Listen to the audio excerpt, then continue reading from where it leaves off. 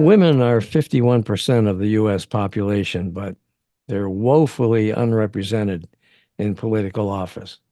In fact, only 33% of state legislators are women. And the way things are, it could take more than 200 years to reach parity. That's where the organization Vote, Run, Lead comes in. The organization's goal is to close that gap, and it's launched an initiative to achieve that. It's called Charting a Path to Women's Majority. We're pleased to have Vote Run Lead's Chief Political Officer, Sabrina Schulman, with us today to break this all down. So stay with us. Welcome to Lean to the Left, home of no-holds-barred commentary, plus interviews with fascinating people, some of them top experts, others simply with interesting stories to tell. You'll never know who'll show up at Lean to the Left. Now here's your host, Bob Gaddy. Now, before we get to Sabrina, I want to urge you guys to visit our podcast.leantotheleft.net website, where you'll find thumbnails and links to all of our episodes. You can subscribe there too. And don't forget to give us a rating. 5 stars would be super cool. Now about our guest, Sabrina, and about Vote Run Lead, which is a nonprofit organization that teaches women how to run for office and win.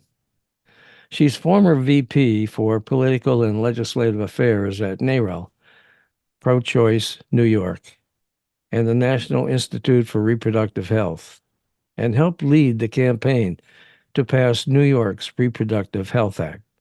She founded Planned Parenthood of New York City's first permanent grassroots activist program and its political committee. Sabrina currently serves on the board of directors for both Willie Mae Rock Camp and Kegwin Company. She is a graduate of Sarah Lawrence College. Is that correct, Kegwin? Yeah, I'm impressed you got that right. Okay. Sabrina, thanks so much for being with us today on our podcast. Thanks, Bob. I'm really glad to be here. Hey, exactly what is the case with women holding office, public office today? Isn't it true that several states still have fewer than 20% women in their legislatures? Yeah, it is true. As you stated at the top of the podcast, women are 51% of the population, and across the country, only 33% on average of state legislators. And when you dig down into the numbers, I hate to say it, your home region of the Southeast is unfortunately has a number of states closer to the bottom of those numbers. Alabama, Mississippi, South Carolina, Tennessee all have fewer than 20% women sitting in their state legislators. West Virginia is way at the bottom with less than 13% of state legislators that are women. Wow. Wow. Yeah. You know, in South Carolina, it's even worse than that because right now we don't even have a female on the state Supreme Court. Of course, that's another story, That's but right. That's right. It's pretty bad here. But why is it so important? This is a dumb question, but I guess I have to ask it. Why is it so important to have more women in the state legislatures? Honestly, Bob, I wish you didn't have to ask that question. I feel that so much of our work is making the case to folks about why it matters to have a reflective democracy. And that's what it really is about for us. It's not just, oh, we need more women for the sake of having more women. It's the fact that when you line up the actual population of this country and pretend that the elected representatives we have are actually fully representing those folks, it feels like a joke, right? How can you say that in a state like yours, hate to keep picking on South Carolina, but less than 20% women speaking on behalf of policies that impact a population that is 51% women is somehow reflective and representative? It just means that the policy making and the decision making in government is not actually taking into account the lived experiences and the needs and the values of the full population adequately. And all of that reflects itself when it comes to the issues, right? Absolutely. You look at, again, just focusing in on the Southeast, Mhm. it's the lowest representation of women in state legislatures. It is a pocket of some of the most restrictive laws related to women's health care, abortion access, contraceptive access. Mhm. There's an exact correlation there of who's making the laws and who those policies are actually serving or not serving. It always amazes me to see, especially on the abortion debate, these women who are Republicans coming out on the side of restrictive measures. I just don't understand that. I think something that's critical for us is that, as I said earlier, it's not representation for the sake of representation. Values still matter. So for us, Vote Run Lead has a values lens. We are unabashedly feminist, anti racist, and pro democracy. So You it's guys not are really, that's nasty. All those things you're about. That's just nasty. it's really unfortunate. But it's for us, it's like it's not just any women. It's women because we need more represented based on our population, and we need more women who actually represent the majority values on the ground. You mentioned abortion, right? There's so many restrictive laws being passed across this country, but when you look at the statistics and you look at the endless public opinion polls that have been done over the years, the majority of this country believes there should be safe, equitable access to abortion care. We are nonpartisan. And so, if there are Republican women out there who are feminist and anti racist and pro democracy, bring it on. We welcome you to our trainings. We want to see you run. But because for us, it's about the values. And it's undeniable that one party is demonstrating those values more than the other at this point in the country. But to be fair, I think there are women interested in running for office who maybe identify as Republican, are in Republican districts, and do believe in those values, but their party hasn't been as welcoming and hasn't created a space for them to be elected leaders at this point in their party. I don't know why your initiative is needed. After all, wouldn't a woman your age really like to be represented by people like Mitch McConnell, for example? There's one reason I live in New York. But listen, if there is a place for Mitch McConnell's representation and there is a district that aligns with his values, then he should be elected to represent them. The reality on the ground is that a lot of folks who align with his views and his agenda are only serving because the system has been stacked against women like me and Black women and progressive women in redder states running and winning. Mhm. If our districts were drawn fairly, if the system were set up for the playing field to be level for anyone who runs for office, I think you'd see a lot fewer Mitch McConnells representing districts where there is a diversity of opinions and values. Mhm. Okay, so what's the solution? How do we achieve closer equity? Tell me about what Vote Run Lead Action is doing to reverse this trend. Sure.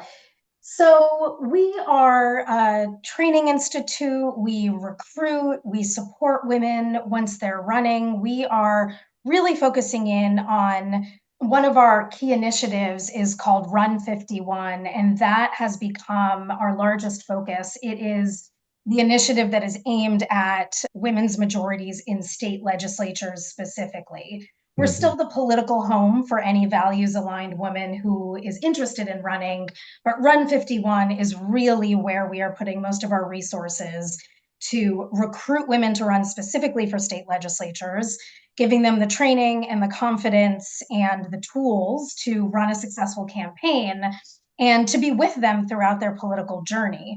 So we provide one-on-one coaching with expert coaches on the ground in various states. We have a digital resource hub that has all of the tools. There's some inspirational videos, there's toolkits and worksheets, how to build your field plan, how to fundraise, all of these things. And some of it is what everybody needs to run for office, man or woman. And some of Mhm. it is unique to women. Often, women need to be asked many more times to run for office than a man. And part of what we do is to partner them with a community of other women who have their backs, women who have run before. Some have won, some have lost. But the point is that it demystifies this idea of jumping into the political arena and makes it feel doable, makes it feel feasible, help them Hmm. understand that at the end of the day, it's a job and it shouldn't feel like a mystery. Really, for us, it's about the resources and it's the community and it's the confidence.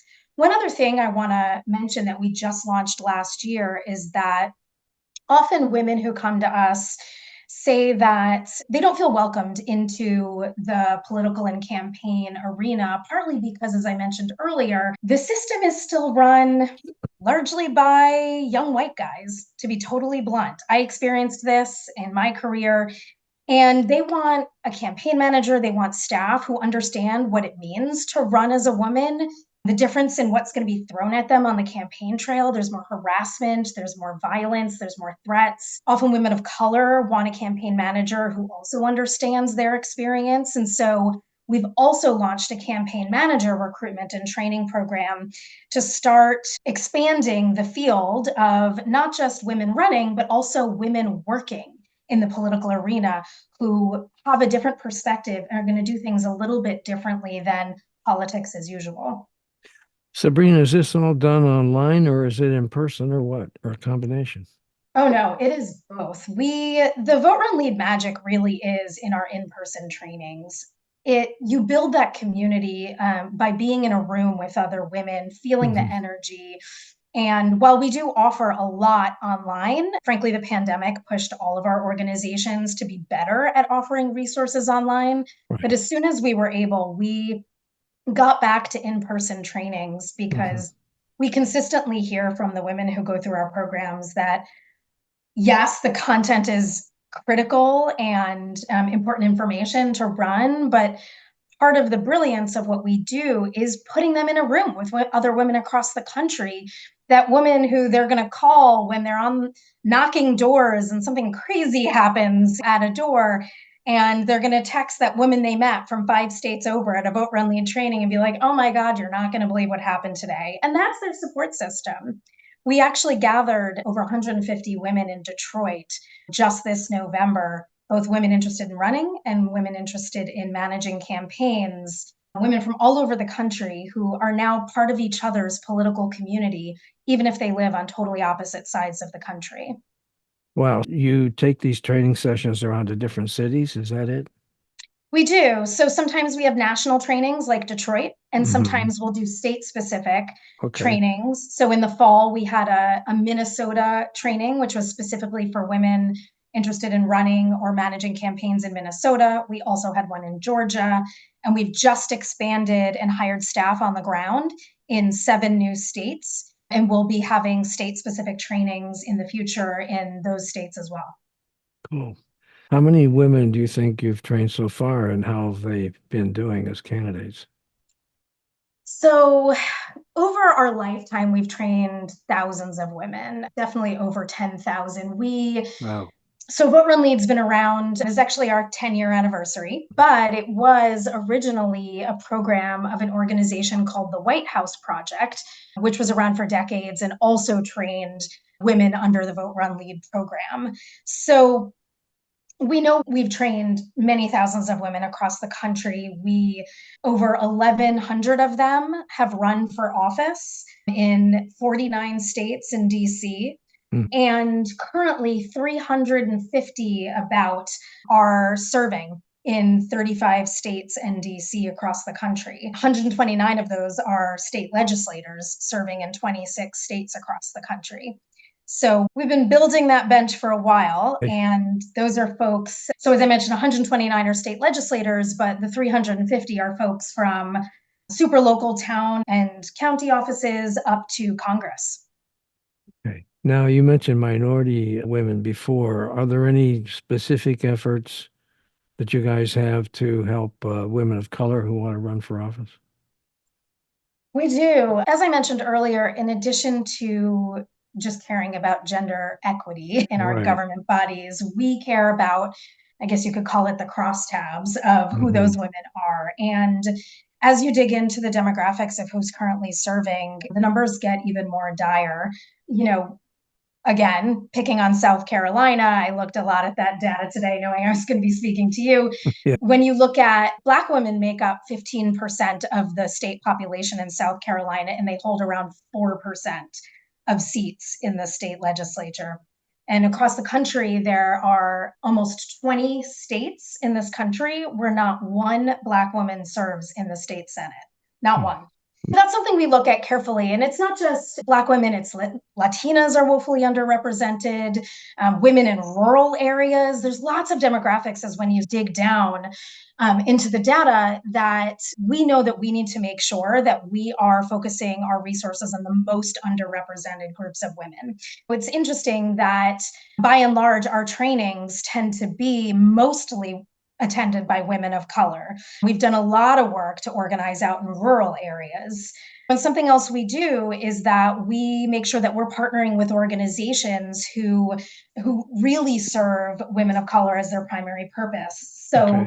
we work with the Elect Black Women PAC and Higher Heights. The Deltas, one of the Black sororities, one of the largest Black sororities, has launched a Deltas for Women in Action, which is specifically for recruiting and training their members to run. We've got a really good longstanding partnership with them. Part of it for us is helping build the capacity of organizations that already primarily serve women of color and working with them to figure out how can we bring what we've built to support their work already in their communities. Okay, so you guys focus on the state legislatures around the country mostly, right? Yep. Okay, how about Congress and even the White House? Are you just letting that alone or what? No, not at all.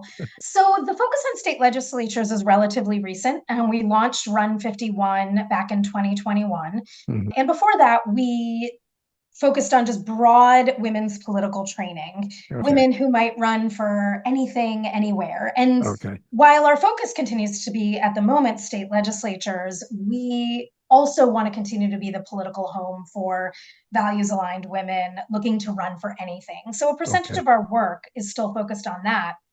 And what I would say is you can focus exclusively on one level of office, but elected jobs are like any other job. You start somewhere and you tend to grow, right? When we Mhm. talk about bench building, often our recruitment for state legislatures is working with women who are local elected officials right now and encouraging them to run for higher office. Mhm. Our current Vote Run Lead alums serving in Congress, many of them were state legislators. Brittany Pedersen from Colorado, Ilhan Omar from Minnesota. So while we're focusing on one segment of the ecosystem, Right. we also are trying to touch the other levels of government because we do need a reflective democracy at every level of government. And we know that some of the VRL alums in state legislatures or currently running for state legislatures will at some point eye higher office. And we look forward to seeing them continue to move. Sure.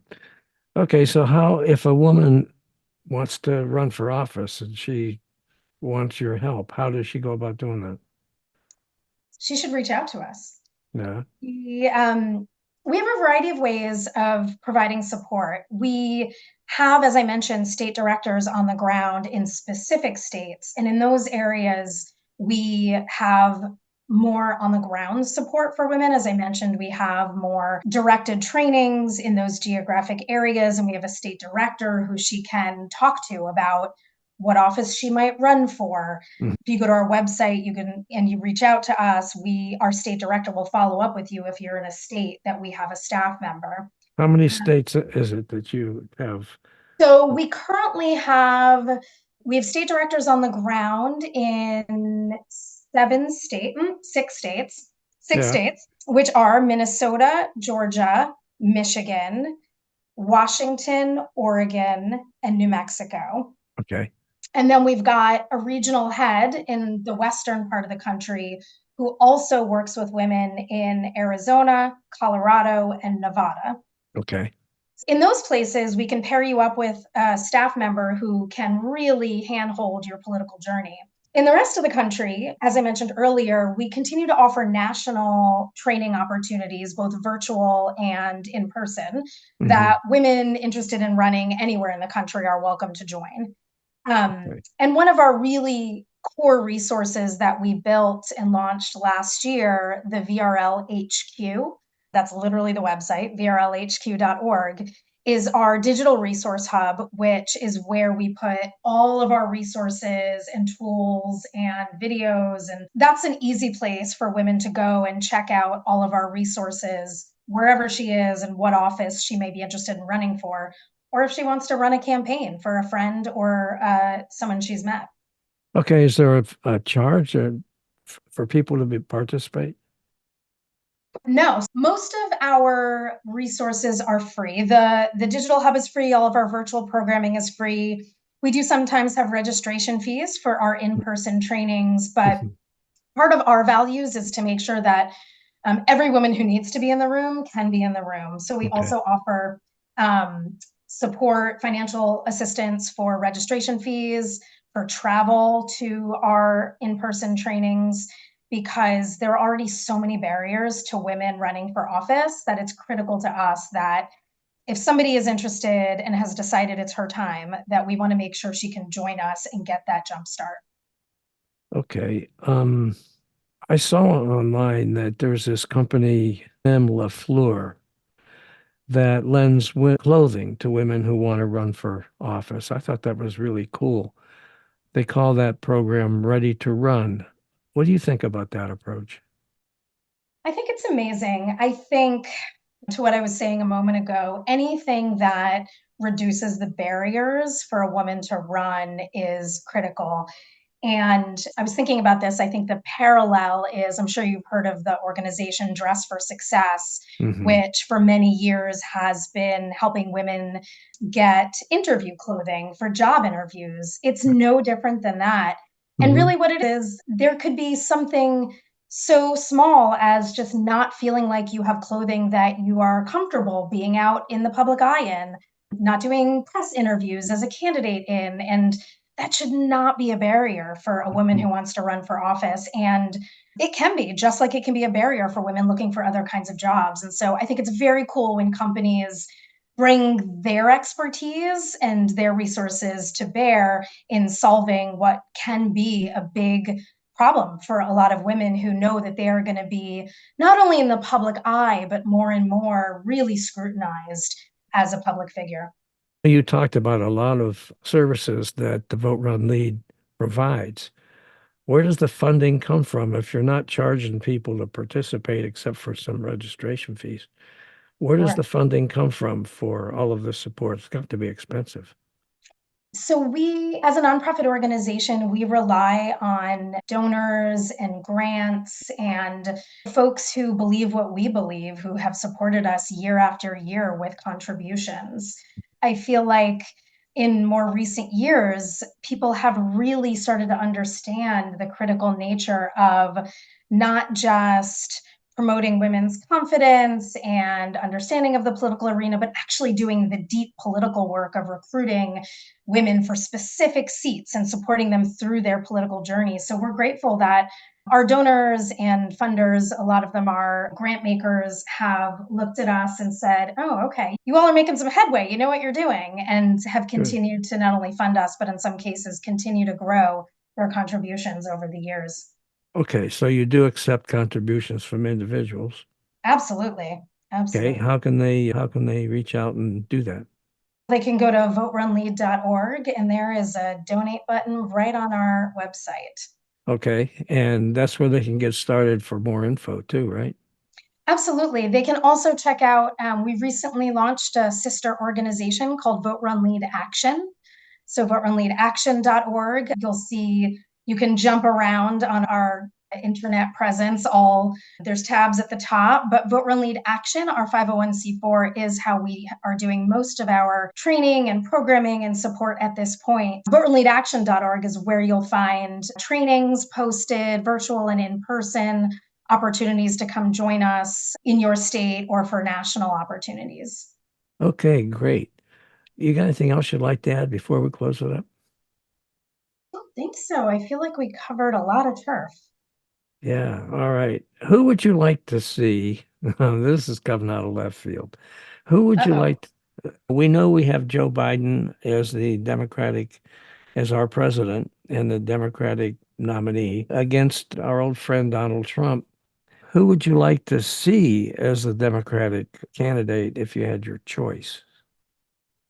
Oh, this feels like a trick question. It's not a trick question.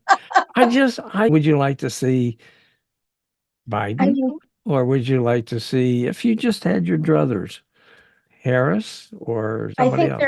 I think there are Or some, I'll put it this way. I think there are some fantastic women elected officials who I hope will run for president someday. Kamala Harris has been an amazing vice president. She's carrying a lot of the core issues for the administration that are critical to women, including reproductive justice.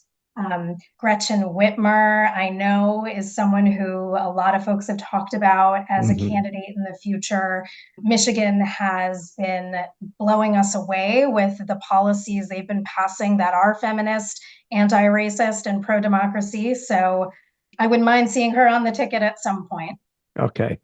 That was a very political, A diplomatic answer. diplomatic answer. It was quite good. Okay. All right. Listen, Sabrina, thank you. I really enjoyed talking to you. And if you don't mind, I'm going to have some of our people from the women's organization here reach out to you guys.